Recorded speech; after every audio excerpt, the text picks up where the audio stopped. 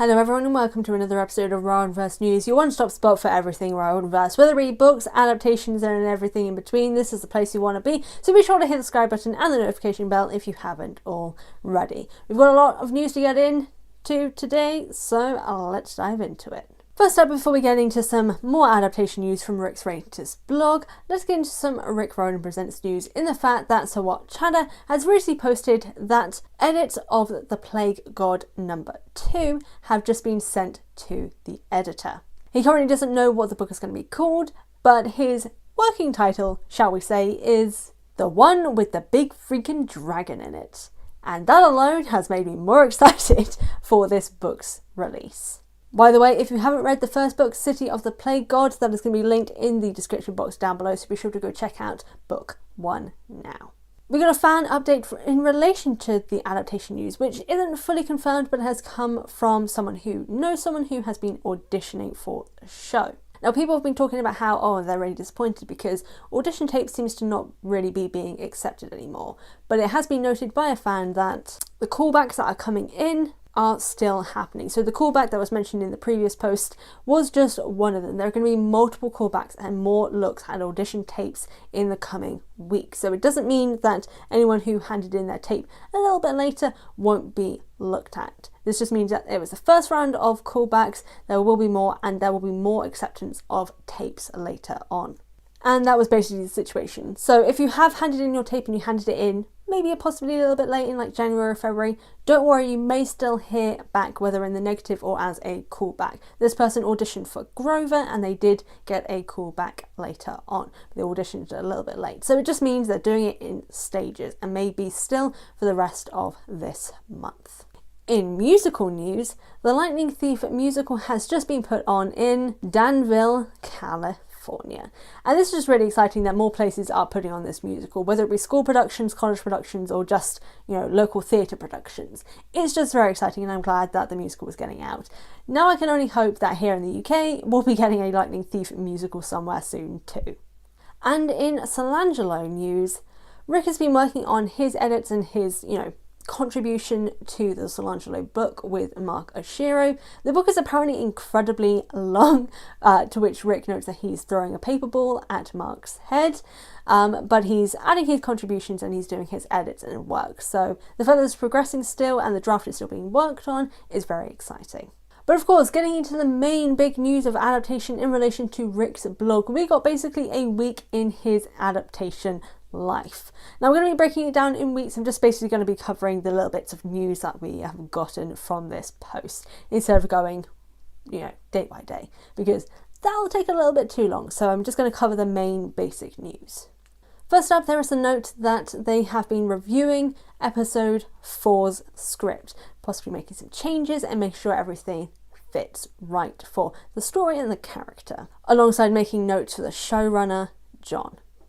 So they're still doing Zoom writing meetings for the Percy Jackson Writers Room, and currently they are discussing episode 5. They're working on an outline for it and basically just kind of working out the ins and outs of episode 5.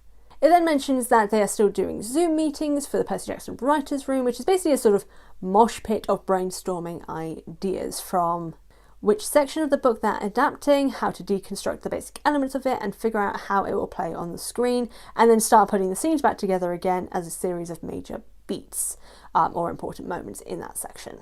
Sort of doing a what is the character's motivation in this section, what is the theme of this episode, stuff like that, just to kind of make sure that the vibe is right for that scene and that episode. He also mentions that they are reviewing a new version of episode 2. That has come back from the showrunner with some tweaks and some ideas on how to make improvements. And Rick basically just goes on to say that this is something that does happen because, yes, you may, in a sense, quote-unquote, finish a script, but it's never actually finished. It's always being worked on until the day, possibly even on the day of shooting. Nothing is ever really done. Rick then mentions that he's been looking at the audition tapes for Grover that's been sent on from the casting director, Denise. Fun mention that is given here is that they've had thousands upon thousands of audition tapes, even 1,000 just alone for Annabeth that were unsolicited. But the fact that they were unsolicited and seemingly they've also been looking at them, I can assume, just goes to show that they've been looking for the talent everywhere. Like, they've really kind of dived into looking for the right talent for these characters, and they're not really leaving any stone unturned. So it's just really exciting to see that they're really taking this seriously and looking at every possibility for the actors for these roles. It then ends off with the fact that no decisions have been made about the cast yet, but they are getting closer. They'll then be taking another pass at episode 3, sort of working on the action and smoothing out the dialogue for, a sort of quote-unquote finished product, whilst also continuing working and discussing episode 5.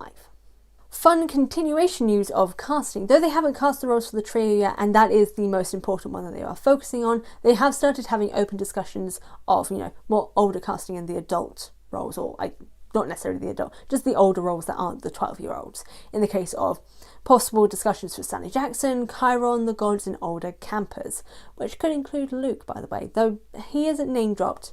I'm name dropping him myself. In discussion for those considerations are such things as who is available, who is right for the part, what will they cost, how can we schedule the filming so that the recurring characters can do all their sections at once, and all of this is still happening and still in discussion, and they're going to start filming on June 1st, hopefully. Now, a lot of people have been talking about the fact that they would like to see actors from the Percy Jackson films like Logan Lerman possibly make cameos in the show. And unfortunately, for those who did want that, Rick has basically shut that down immediately. And this was in relation to, the older casting, and Rick gives a sort of exclusive look at one of his private notes, which is 2 sort of circle bubbles and a line, to which they say, anyone involved remotely with the Peter Johnson movies, an arrow saying 500-mile restraining order to the new Percy Jackson TV show for Disney+. And he says it's a joke, well, mostly a joke. And that I kind of understand, considering everything that happened with those movies and how Rick was shunted aside. I can see why he wouldn't really want anyone who was remotely involved with that connected to this new show, to kind of separate them as much as possible. So if anyone who was possibly wanting Logan or Alexandra to be involved with, maybe being cast as like Poseidon and Athena, I think is the most common thing I've been seeing, probably not going to happen. It then finishes off by saying that James Bobin, who will, seemingly from what it says, will be directing episode 1 and 2, that June and July are going to be used for just the filming of episode 1 and 2, which is somewhat surprising to me until I thought that maybe that could mean that these episodes aren't going to be sort of half an hour like I kind of honestly expected, but maybe have the length of like The Mandalorian and the Marvel shows, which are obviously a little bit longer, about 45 minutes each, some even kind of coming closer to an hour. And the fact that they're going to be taking 2 months seemingly to film those 2 episodes, it's exciting, that's all I'm going to say. But that was basically all the news in relation to the adaptation in this blog. So we got updates that, 4 scripts are being worked on, some of them are being revised, and episode 5 is currently being worked on and outlined. There's also the note that the audition tapes for the main trio are still being looked at and people are still being considered, and discussions for the older cast members and just other characters are also in discussion for things like Sally Jackson and Chiron. There's also been a note from Rick that he's been kind of getting involved with the possible production design discussions of what he thinks things like Auntie M's and Olympus may look like. So the fact that he's getting some involvement there is just very, very interesting. Of course, non-adaptation related news, Solange book is moving ahead. Rick Riordan Presents with Sawat Chada is also moving ahead with book 2, and the musical is still in full swing of interest for the Percy Jackson audience. Lots of interesting stuff, and this is just really exciting seeing how things are progressing and getting some insight onto how sort of the film TV world works from an outsider's perspective in the case of Rick.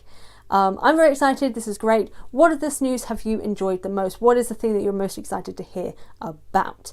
Be sure to let me know in the comment section down below, alongside hitting that subscribe button and the notification bell, because you'll be getting Riordanverse news from me every week on Friday. So you don't want to miss that, because there is news every week now at the moment. So stay tuned, hit the subscribe button, and again, thank you all for tuning in.